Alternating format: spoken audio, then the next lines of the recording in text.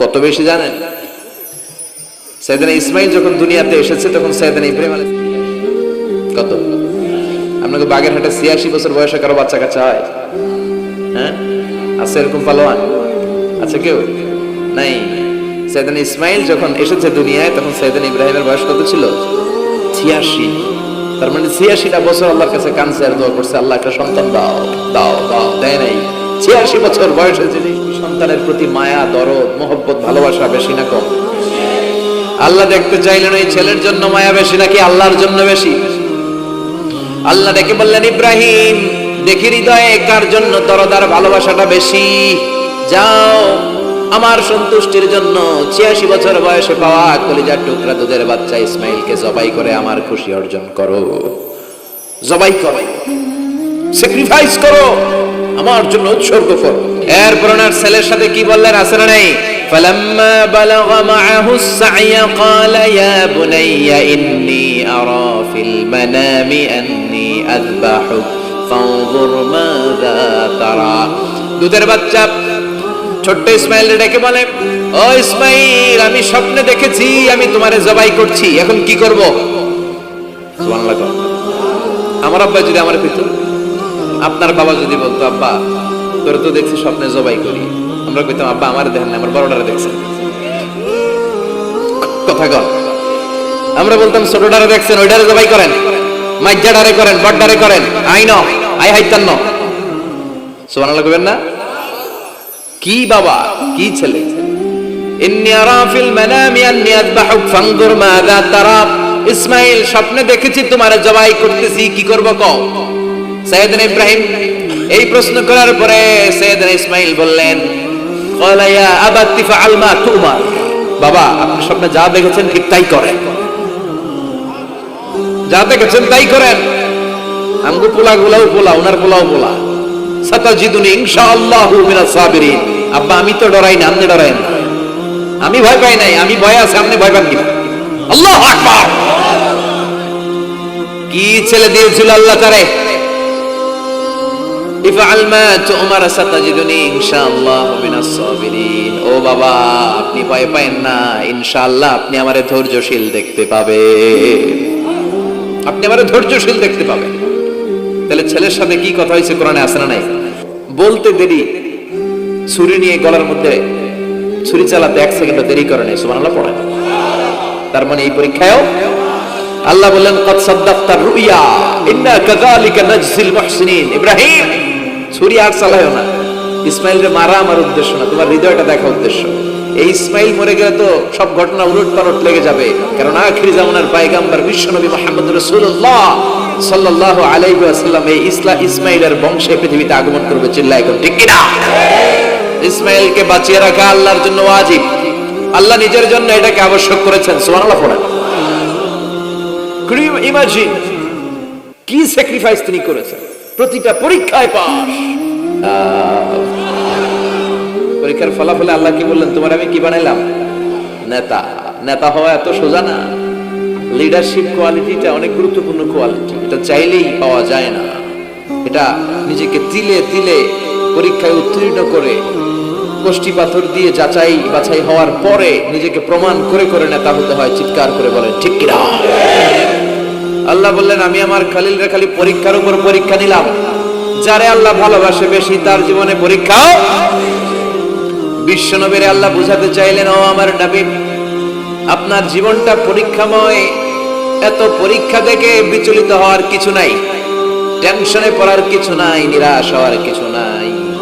আপনার পিতা ইব্রাহিমকেও এরকম অনেকগুলো আমি পরীক্ষা নিয়েছি, আর প্রতিটা পরীক্ষায় আমার ইব্রাহিম খলিল সফলতার সাথে উত্তীর্ণ হয়েছে। আসাদুন নাসি বালাআন আল আম্বিয়া। এই পৃথিবীতে সবচেয়ে বেশি বালা মুসিবত আর পরীক্ষা আসে নবীদের কাজের। সুম্মাল আমসাল ফাল আমসাল। এরপরে সিদ্দিকিনদের, শুহাদাদের, সালেহিনদের। ইবতালা আর রাজুলু হাসাবা দীনি। ব্যক্তির দিনদারি যত বেশি তার উপর আল্লাহর পরীক্ষা। এজন্য মুমিন পরীক্ষাতে ভয় পায় না, মুমিন কখনো বিচলিত হয় না, মুমিন ভরসা রাখে একজনের উপর। চিল্লায় বলেন তিনি কে?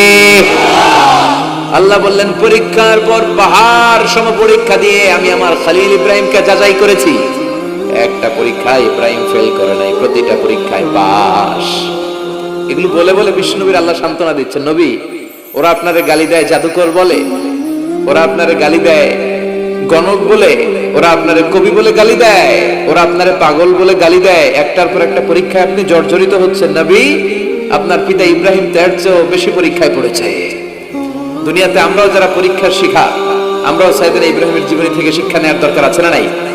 গালি আসবে, মন্দ কথা আসবে, বিপদ আসবে, জেল জরিমানা আসবে, ঝুঁকি আসবে। এই ঝুঁকি আর রিস্কের মধ্য দিয়ে কালিমার দাওয়াতের প্রচারের কাজ করতে হবে। চিল্লা এখন ঠিক কিনা? এটাই মুমিনের বৈশিষ্ট্য। ঝুঁকি, বিপদ, পরীক্ষা, বালা, মুসিবত এগুলো মুমিনের লক ছাড়ে না, পিস ছাড়ে না। কারণ মুমিনরে পছন্দ করে কে? মুমিন খুব ভালো করেই জানে বিপদের পরেই বিজয় দান করবে কে। রাত্রি যত গভীর হয়, সুবহে সাদিকের সময় কাছে আসতে থাকে, গর্ভবতী নারীর পেটের ব্যথা যত বাড়তে থাকে, নতুন মেহমান দুনিয়ায় আসার সময় ঘনাতে থাকে, তেমনি ইসলামের পক্ষে যারা কথা বলে তাদের উপর বিপদ, ঝুঁকি, অত্যাচার, অনাচার যত বাড়তে থাকে, কালেমার বিজয়ের সময়টাও কাছে আসতে থাকে, কাছে আসতে থাকে। এই নাজরানা আমাদেরকে দিতে হবে। পরীক্ষায় আমাদেরকে সাইয়েদনা ইব্রাহিমের মতো উত্তীর্ণ হতে হবে। জালিমরা বেশি দিন থাকতে পারে না, এটা ইতিহাস সাক্ষী। কথা বলেন, যারা জুলুম করে তাদের জন্য তো সাহায্য নাই, যারা মাজলুম তাদের জন্য সাহায্য। বদরের প্রান্তরে 313 জন মাত্র দরিদ্র, গরিব, মাজলুম সাহাবী, তাদের জন্য আকাশ থেকে ফেরেশতা দিয়ে নুসরাত সাহায্য করেছে। ফেরাউন বেশি দিন থাকে নাই, থাকছে। নমরুদ বেশি দিন থাকে নাই, থাকছে, থাকতে পারে না। যারা দুনিয়াতে রক্ত ঝরায় এরা থাকতে পারে না, বরং যাদের রক্ত ঝরে তাদেরকে আল্লাহ বিজয় দিয়ে দেয়। আর যারা রক্ত ঝরায় এদের শেষ রক্ষাও হয় না, এরা জান নিয়ে পালাবার সুযোগ পায় না। কথা বলেন, এজন্য পরীক্ষা আসলে মুমিন ভয় পাবে। মুমিনের হৃদয়ে ভয় আছে কার? চিল্লায় বলেন, আল্লাহর ভয় নিয়ে থাকতে হবে। সাইয়েদনা ইব্রাহিমকে একটার পর একটা পরীক্ষায় আল্লাহ ফেলেছেন, একটার পর একটা পরীক্ষায় আল্লাহ ফেলেছেন, কিন্তু এই পরীক্ষায় তিনি গোল্ডেন এ প্লাস। সুবহানাল্লাহ বলেন। রব্বুল আলামিন বলেন, ওয়া ইয বিতালা ইব্রাহিমা রাব্বুহু বিকাফাতাম্মাহুন্না ক্বালা ইন্নী জাইলুকা লিন-নাসি ইমামা। ও খলিল, একটার পর একটা পরীক্ষা আমি তোমার জীবনে নিয়েছি। বিশ্বনবীরে বললেন, আমার ইব্রাহিমের উপর একটার পর একটা পরীক্ষা আমি নিয়েছি। ইব্রাহিম প্রতিটা পরীক্ষায় আর খুশি হয়ে আমি বললাম, ইব্রাহিম আমি তোমার নেতা বানায় দিলাম। আল্লাহ put Sayyidina Ibrahim in some tasks and trials, and Sayyidina Ibrahim successfully overcome all the tests. Allah said, Ibrahim আমি তোর লিডার বানায় দেব, এই ফলাফল স্বরূপ তোমার আমি গোটা বিশ্বের নেতা বানায় দিব। I'm gonna make you the leader. এজন্য সাইয়েদনা ইব্রাহিমকে নেতা বানায় দিলেন কে? একটার পর একটা পরীক্ষা তিনি দিয়েছেন। একটাও সাধারণ পরীক্ষা ছিল না, সব ভয়ঙ্কর পরীক্ষা। পরীক্ষাগুলো ছিল অগ্নি পরীক্ষা। পরীক্ষা নাম্বার 1 ইলকাউহু ফিন্নার, আগুনের পরীক্ষা। নমরুদ বলে, ইব্রাহিম ঈমান ত্যাগ করো, না হলে আগুনে ফেলবো। কোথায় ফেলবো? সাইয়েদনা ইব্রাহিম বলে, কলিজার টুকরা সন্তান ইসমাইলকে আর প্রিয়তমা স্ত্রী হাজারকে মক্কার ধুধু প্রান্তরে রেখে আসো, যেখানে কোনো মানুষ নাই, কোনো পাখি নাই, কোনো প্রাণী নাই, কোনো খাওয়ার পানিও নাই, কেউ নাই, জনমানব শূন্য এলাকার মধ্যে ফ্যামিলির সবাইকে রেখে আসো, ইসমাইলকেও রেখে আসো, হাজারকেও রেখে আসো।